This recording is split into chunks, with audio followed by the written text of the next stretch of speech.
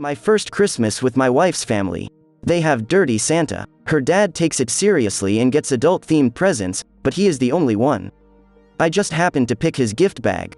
It's a dildo and a porno with anal in the title.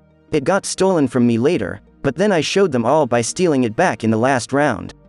It sits in my nightstand now 7 years later, and I still poke my wife in the butt and ask her if she wants to try her dad's dildo from time to time.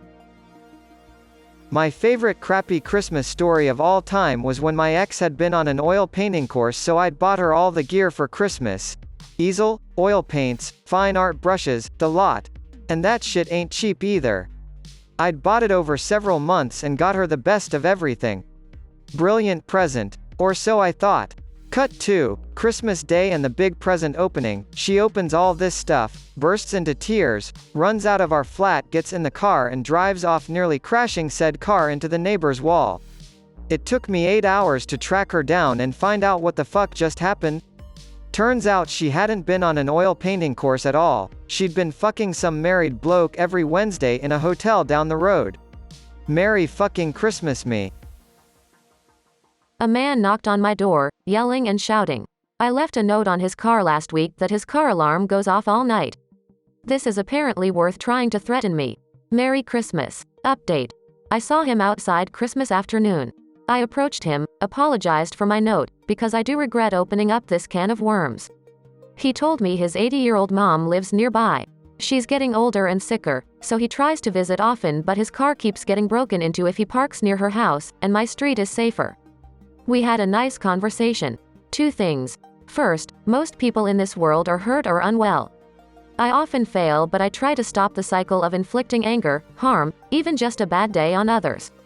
Hurt people hurt people. Second, you can be right or you can be happy.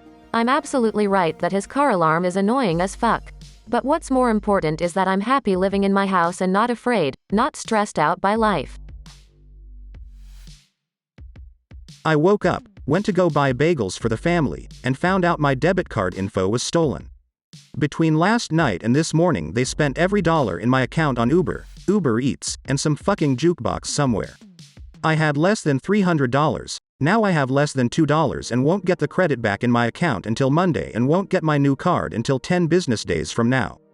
Good thing I already had my bus ticket. My girlfriend lent me $30 to cover the bagels, then another $6 charge went through while I was on the phone with my bank.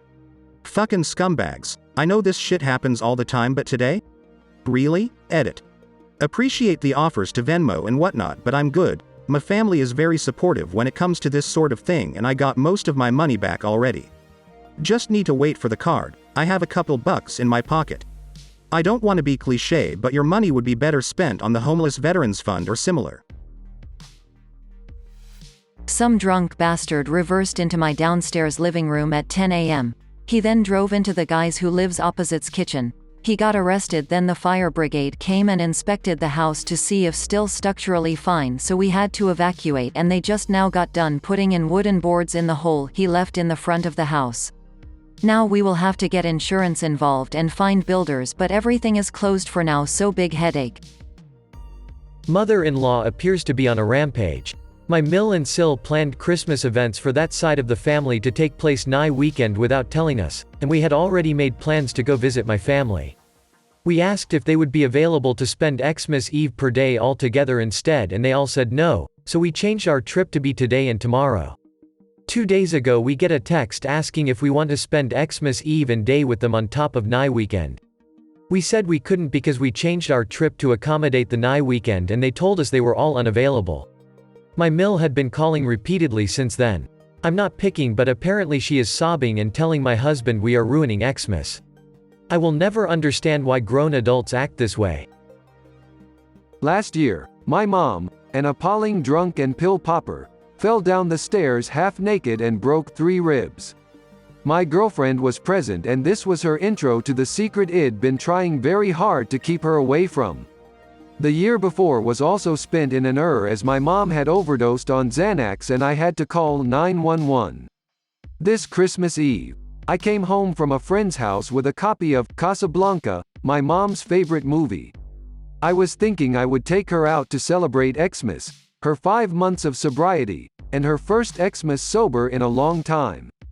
What I found was my mother laying on the floor half naked in a puddle of her own urine with 1.5 gallons of empty vodka bottles and an additional 1.5 gallons of unopened bottles. I briefly considered taking a pillow and smothering her to put her out of her and my misery. I didn't though. I just went downstairs and started talking to my brother in North Carolina. He made me feel a bit better. Merry fucking Christmas. I've posted this before, but got some shit for it, so here goes. When I was a teenager, my dad made us listen to the entire book of Job one day on Christmas. He has this monotone Bible reading style, and it put us to sleep always as kids, which would infuriate him, so he'd jab us hard with his finger or whatever he'd have in his hand. Now keep in mind we had a family business in a mall at that time, so we'd all worked many hours in the days leading up to Christmas. We were exhausted from that, depressed after another shitty haul of Christmas gifts, and sick of listening to him rant. Oh, and have you ever read the book of Job all the through? Fucking depressing, especially on Christmas. We had to sit and listen to all 40 chapters, drifting off to sleep every half hour and being jabbed awake by a calloused finger to the neck. Then he had a fit that my mom's roasted chicken was too dry, so he tore it all up before she could bring it to the table, mixed all the dark and white meat together in chunks in the pan drippings, and banged it down on the table, insisting that he'd saved Christmas dinner. My mom spent the rest of Christmas in her bedroom in tears. My parents are separated, and when I was younger I had really wanted an N64. Both my mom and my dad asked what I wanted, and I told them, along with my grandparents. Come Christmas morning I was delighted to find an N64 beneath the tree. Lo and behold, I go to my grandparents' house later that day to open one last present under the tree. An N64, Atomic Purple controller too. My mom hadn't been talking a lot with my grandparents at the time, and the miscommunication about who was getting what was pretty obvious based on the look people were giving each other. Next day my mom drops me off at my dad's. They didn't get along a lot at the time, and jokingly says, "I don't suppose you got him an N64 too?" And my dad's eyebrows shot up about a foot. Donkey Kong edition. To this day I still have all three.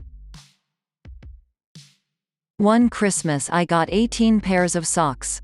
I was probably 12 and I tried really hard to look grateful and thank my parents, but with each pair I opened I got progressively more upset.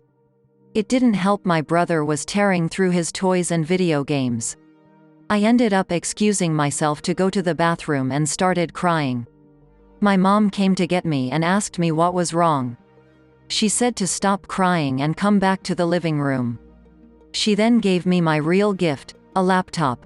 The reason I got socks was my mom just wanted me to have something to unwrap because my brother had a lot of cheaper stuff, where I had one bigger thing.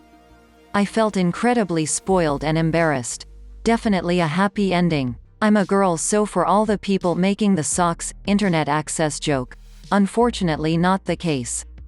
I'm really happy so many people are enjoying this story.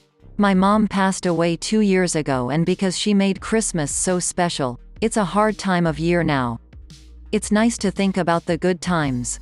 Oh my, thank you for the gold, kind stranger.